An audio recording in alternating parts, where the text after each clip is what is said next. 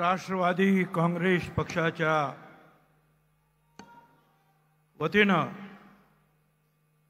हा युवकांचा प्रचंड मेळावा होतो आहे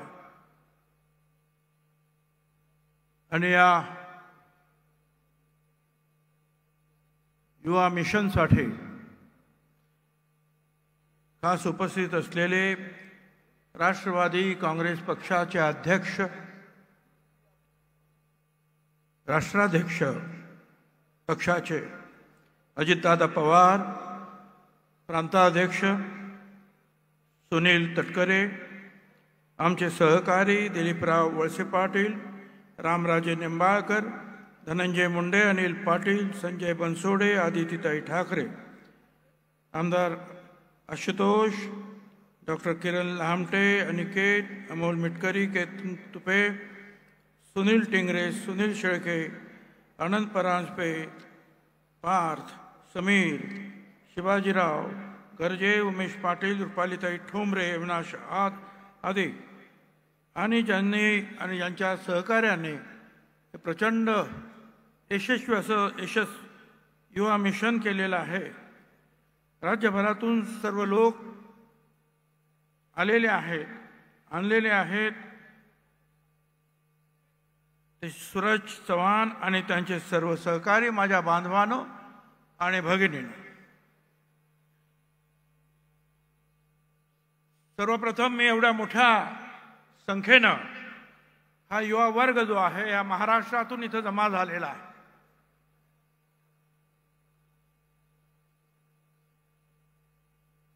आणि त्यांना संघटित करण्याचं काम अजितदादा यांच्या नेतृत्वाखाली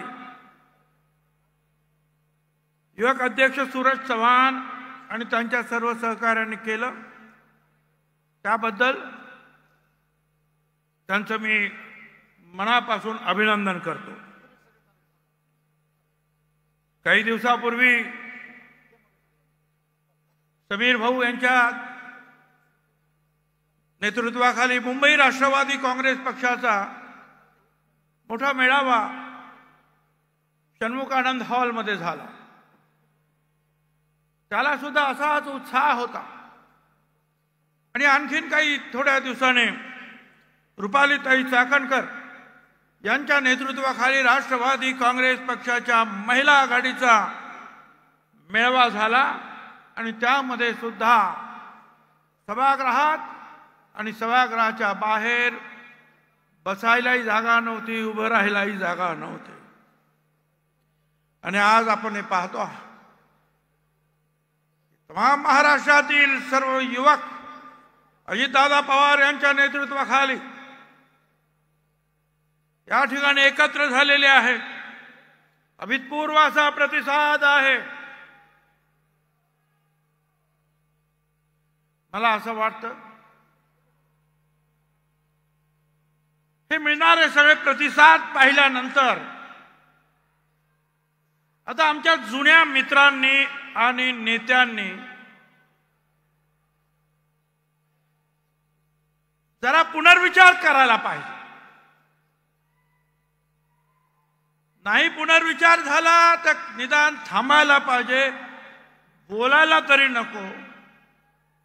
काय आपल्या पुढे आहे ते पहा, इथे किती लोक जमले ते पहा। आम्ही सुद्धा राष्ट्रवादी काँग्रेस पक्षामध्ये पक्षाच्या जन्मापासून मी होतो, प्रांताध्यक्ष होतो। जरूर सुरुवातीच्या काही काळामध्ये प्रचंड मेळावे सुद्धा झाले, परंतु एवढ्या थोड्या वेळामध्ये बाजूला निघून सुद्धा अजितदादा पवार यांच्या नेतृत्वाखाली जे संघटन होत आहे महिलांचं, पुरुषांचं, युवकांचं, ते अभूतपूर्व असं आहे। ते का आहे याचा विचार सगळ्यांनी करायला पाहिजे। आपण सगळे तरुण आहात। स्वामी विवेकानंद म्हणायचे,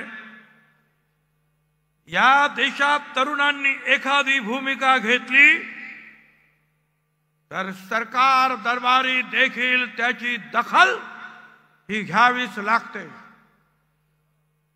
आणि म्हणून आताच हे संपूर्ण राजकारण जे आहे हे तरुणांच्याच हातात आहे.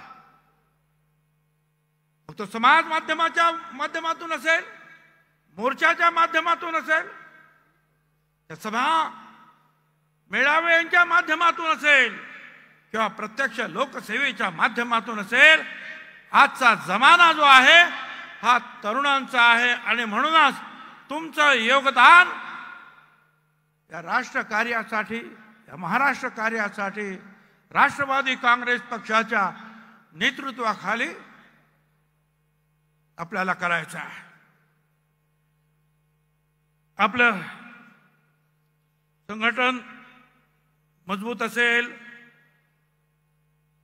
तर पक्ष मजबूत. किंबहुना तरुणांचं संघटन मी असं समजतो की पक्षाचा पाया आहे. आज तरुणांच्या जीवावर राजकारण करता येईल, पण हे तरुण जे आहेत हे पगारदार असता कामा नये. हे असे स्वयंस्फूर्तीने आलेले तरुण पाहिजे. आमच्याकडे राज्यामध्ये काही कर्जत जामखेडचे देशातील तरुण नेते आहेत. ते स्वतःला तरुणांचा नेता म्हणवतात, परंतु अवतीभवती जे आहेत सगळे पगारी नोकरदार असतात जास्त. आणि इथे दादांच्या बरोबर जे आहेत हे स्वयंस्फूर्तीने राज्यातून आलेले सगळे तरुण आहेत, हे लक्षात ठेवा.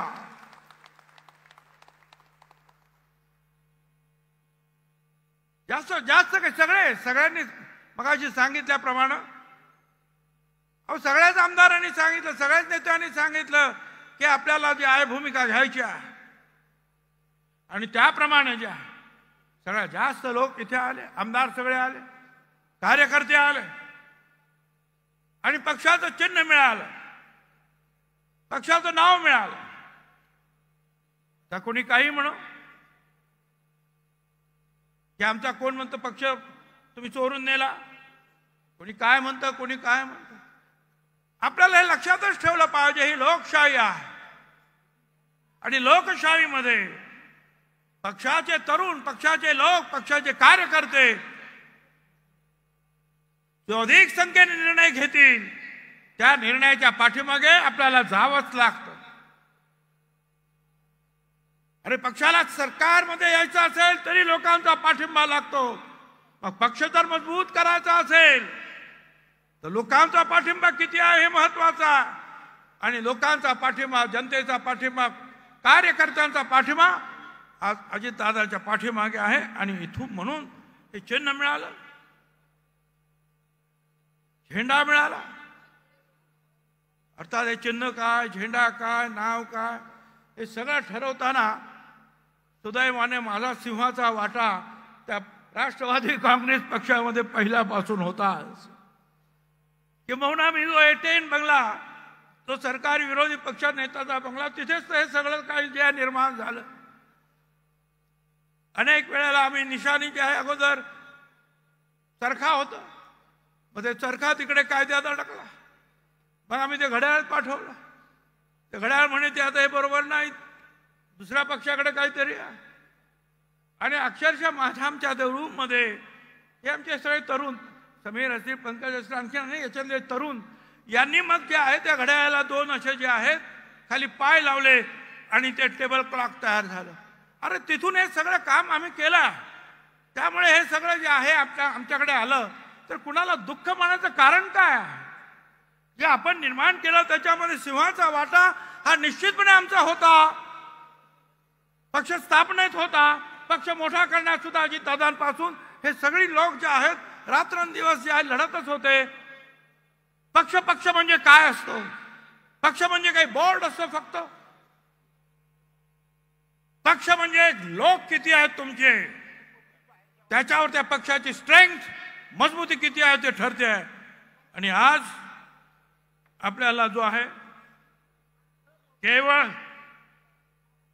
पक्ष आणि तो चिन्ह आणि सगळं काही जे काही मिळालं निवडणूक आयोगाकडून, एवढंच नाही तर मागच्या ग्रामपंचायतीच्या निवडणुकीमध्ये सुद्धा अजितदादा पवार यांच्या नेतृत्वाखालील राष्ट्रवादी काँग्रेस पक्षाच्या उमेदवारांवर या महाराष्ट्रातील जनतेनं पसंतीचा शिक्का उमटवलेला आहे। जास्तीत जास्त ठीक आहे बीजेपीचा 1 नंबर असेल, पण 2 नंबर अजितदादा पवार यांच्या नेतृत्वाखालील राष्ट्रवादी काँग्रेस पक्षाचा। आणि म्हणून कायद्यानं सुद्धा शिक्कामोर्तब केलं आणि लोकांनी सुद्धा जे आहे या पक्षावर अजितदादाच्या नेतृत्वावर शिक्कामोर्तब केलेला आहे, हे आपल्याला विसरता कामा नये।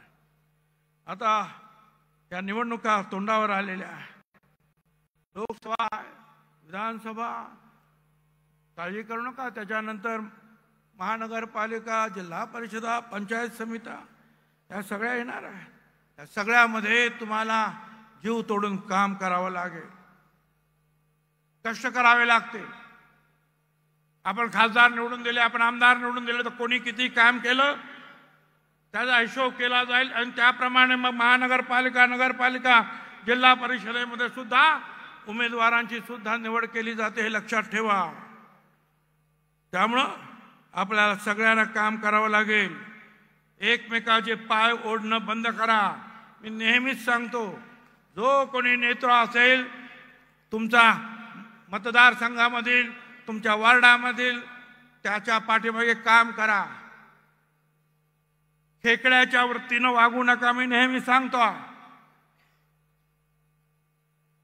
खेकडे जेव्हा विकायला येतात तेव्हा ते चालतात, पण पाठीमध्ये त्याला झाकण नसतं, कारण एक खेकडा जर बाहेर जायला लागला वरती तर ताबडतोब दुसरे खेकडे जे आहेत त्याला पाय ओढून खाली खेचतात। ही खेकड्याची वृत्ती असता कामा नये। एकमेकाला सहकार्य करून पुढे नेण्याची वृत्ती आपली असली पाहिजे। संकट खूप येणार, अडचणी खूप होणार, आपलेच काही लोक आपल्या विरुद्ध अथवा तद्वा आरोप करणार, पण काळजी करायचं कारण नाही। एक लक्षात ठेवा, मुश्किलों के दौर में हर कोई बहाने की चद्दर ओढ़ लेता है, पर हारी हुई बाजी को जो पलट देता है वही असली शेर होता है। आणि ही बाजी आम्ही पलटवणार आहोत, हे लक्षात ठेवा। खूप आमच्यावर टीका होते, विचारधारेवर टीका होते। आम्ही काल पण छत्रपती शिवाजी महाराज फुले शाहू आंबेडकरांच्याच विचाराने जात होतो आणि आज सुद्धा आम्ही त्याच विचाराने जात आहोत, हे लक्षात ठेवा। ज्या वेळेला आमच्यावर टीका होत्या, तुम्ही बीजेपी बरोबर कसे गेलात, त्यावेळेला मला त्यांना सगळ्यांना विचारायचं, टीका करणाऱ्या लोकांना, की आम्ही शिवसेनेबरोबर सुद्धा पक्षात गेलो, त्यावेळेला जर आमची विचारधारा जर कायम राहिली तर आज बीजेपी बरोबर आम्ही जर सरकारमध्ये गेलो असतो तर आमची विचारधारा कायम राहणार आहे। यशवंतराव चव्हाणांनी जो रोडमॅप घालून दिलेला आहे महाराष्ट्राच्या विकासाचा, तो विकास करण्यासाठी आम्ही सगळे जे आहोत दादांच्या नेतृत्वाखाली कटिबद्ध आहोत। एक गोष्ट मला आपल्याला नक्की सांगितली पाहिजे, गेल्या काही महिन्यापासून आरक्षणाच्या बाबतीमध्ये फार मोठं वादळ उठल्यासारखं वाटतंय किंवा उठवलं जात आहे। आपण सगळ्यांनी एक लक्षात घ्या, मराठा समाजाला आरक्षण मिळालं पाहिजे ही आपली पहिल्यापासूनची भूमिका आहे। पृथ्वीराज चव्हाण यांच्या नेतृत्वाखाली आम्ही काम करत होतो, कायदा तयार केला, आपण पाठिंबा दिला। फडणवीस साहेबांनी दुसरा कायदा केला, आपण पाठिंबा दिला। आपलं म्हणणं एवढंच आहे। आणि आता 15 आणि 16 फेब्रुवारीला 15, 16 किंवा 17 फेब्रुवारीला नवीन कायदा परत मराठा समाजाला वेगळं आरक्षण देण्याचा येतो आहे। त्या कायद्याच्या पाठीमागे सुद्धा आम्ही खंबीरपणे उभे राहणार आहोत। आपलं म्हणणं एवढंच आहे की आपल्या बरोबर सर्व अनेक समाज आहेत, त्या समाजाला कुठेही दुखवता कामा नये. कारण पक्ष म्हणून पुढे जात असताना, समाज म्हणून पुढे जात असताना, देश म्हणून पुढे जात असताना आपल्याला सगळ्या लहान सहान समाजाला बरोबर घेऊन पुढे जावं लागेल. लहान सहान समाज जिथे जिथे असतील आपल्या मतदारसंघात, त्यांचे हात धरून आपल्याला बरोबर न्यावं लागेल. त्यावेळेला आपला विजयाचा मार्ग जो आहे सुकर होणार आहे. आपलं जे स्वप्न आहे अजितदादांना मुख्यमंत्री बनवायचं आहे, ते स्वप्न पूर्ण करण्यासाठी अल्पसंख्याक असतील, भटके विमुक्त असतील, दलित असतील, आदिवासी असतील, ओबीसी असतील, ह्या सगळ्यांची शक्ती आपल्याला बरोबर घ्यावी लागेल. आणि ही जी आमची भूमिका आहे, ही भूमिका सर्व पक्षांची आहे, सर्व नेत्यांची सुद्धा आहे. हे लक्षात ठेवा. कुणावर अन्याय होता कामा नये. फुले शाहू आंबेडकरांच्या समतेच्या विचारावर आपल्याला काम करावं लागेल. आपली जबान ही स्वच्छ आणि चांगली असली पाहिजे. पाय घसरला पडला तर उभं राहता येईल, पण आपली जीभ घसरली तर उभं राहणं कठीण होतं. शांततेनं सगळ्यांना बरोबर घेऊन जाण्याचं काम तुम्ही कराल तर विजय हा निश्चितपणे तुमचा आहे. आणि त्यासाठी आपण या बैठकीतून जाताना निर्धार करायचा आहे की राष्ट्रवादी काँग्रेस पक्ष जो आहे निश्चितपणे अजितदादा पवार यांच्या नेतृत्वाखाली नंबर 1 ची भूमिका या महाराष्ट्रामध्ये बजावल्याशिवाय राहणार नाही. आणि शेवटी सांगतो, मत सोच कि तेरा सपना पूरा होगा कि नहीं. मत सोच तेरा सपना पूरा होगा कि नहीं. हिम्मत वालों का इरादा कभी अधूरा होता नहीं. जिसका संघर्ष बड़ा होता है, जिसका संघर्ष बड़ा होता है, उसके जीवन में कभी अंधेरा होता नहीं. धन्यवाद. जय हिंद, जय महाराष्ट्र.